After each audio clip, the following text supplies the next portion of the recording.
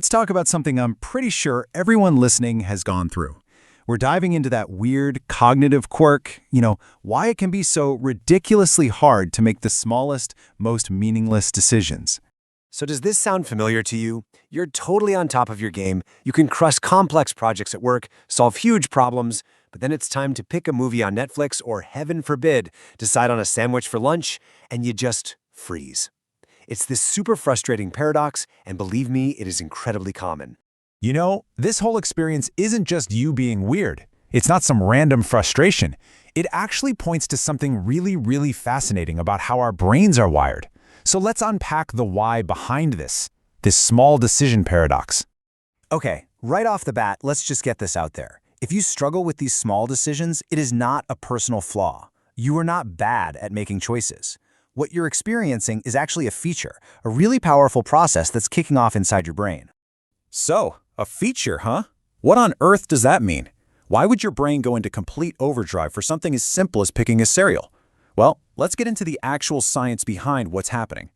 The key idea here is a concept called hyperconnectivity.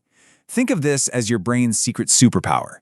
It's this incredible ability to run tons of simulations almost instantly. So when you're faced with a choice, your brain doesn't just see option A and option B. Oh no, it is actively gaming out all the potential ripple effects of each and every one. And the scale of this is it's staggering. For one simple choice, like what to wear or what to eat, your brain can simulate 50 or even more different consequences. Just think about that for a second. 50 different futures, big and small, flashing through your mind in just moments. That is an immense amount of work for your brain to do. Now, this superpower of hyperconnectivity, it has a direct consequence. It's something we call analysis paralysis. Your brain basically generates so much data, so many what-ifs and potential outcomes that it just gets overwhelmed. It gets stuck in this endless processing loop, trying to find the one perfect path, and it effectively freezes you right where you are. So your brain is going into overdrive, and you're paralyzed. That sounds like a flaw, doesn't it? Well, this is where we completely reframe the whole thing. Because this isn't a flaw. It's actually a sign of intelligence. This is the fundamental shift in how you should see it. The story we tell ourselves is, I'm just so indecisive.